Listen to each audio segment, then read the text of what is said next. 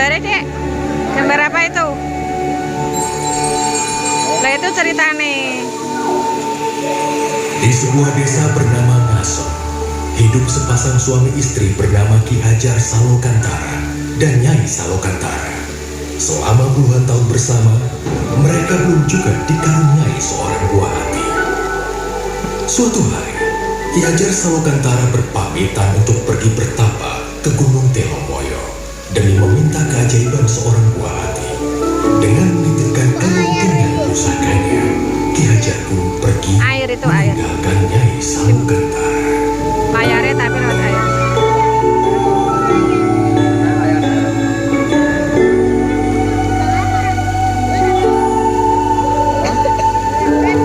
Setelah berbulan-bulan lamanya, Nyai Salokantara akhirnya mengandung seorang anak. Namun, takdir semesta mengejutkannya. Anak yang dikandungnya bukanlah seorang anak manusia, melainkan seekor ular naga yang bisa bicara. Ia memberi nama naga tersebut Baru Klenteng, nama yang diambil dari kelentingan pusaka milik Ki Hajar Salokantara.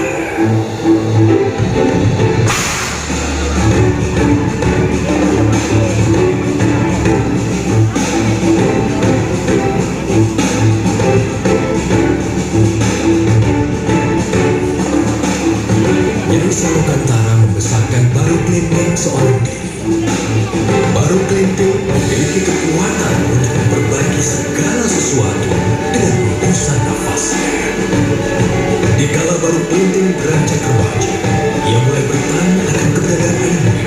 Nyai Salokantara kemudian menyuruhnya pergi untuk menemui ayahnya di Gunung Telomoyo dengan membawa bukti berupa kelintingan.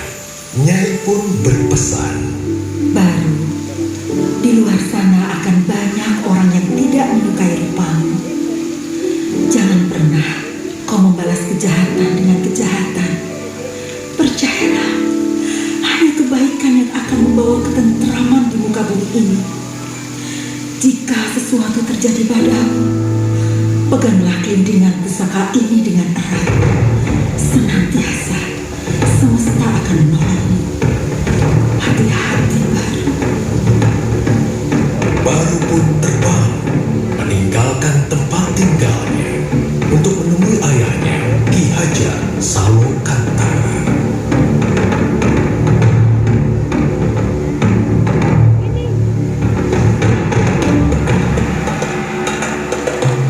Setibanya di Gunung Telomoyo, Baru Klenteng membangunkan Ki Hajar dengan keberadaannya. Ki Hajar Salokantara sangat terkejut melihat rupa Baru Klenteng yang merupakan seekor ular naga.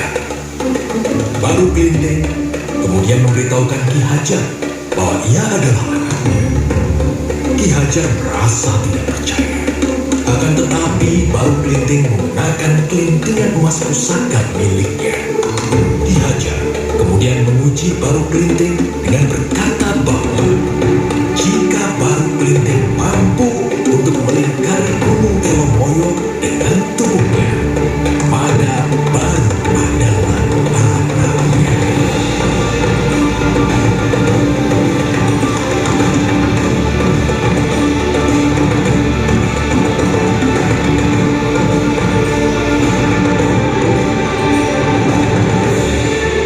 Dengan keberhasilan Baru, Ki Hajar kemudian berpesan, "Wahai Baru Klenteng, kau memang anakku yang dikaruniai oleh semesta.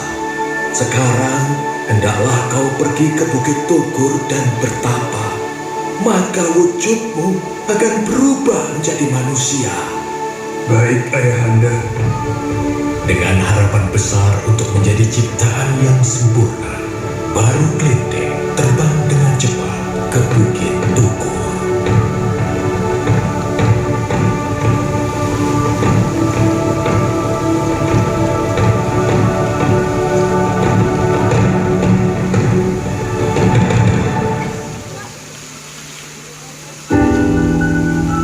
Namun di perjalanan, ia melewati suatu desa yang dilanda kemiskinan. Desa itu adalah Desa Patu. Merasa iba, Baru menolong desa itu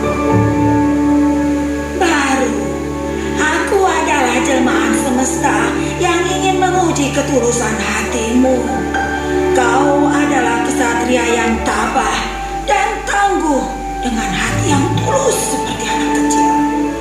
Maka dari itu, akan kuubah wujudmu menjadi seekor naga yang selalu membawa kebahagiaan masa kini dan disukai oleh semua orang, yaitu naga loka.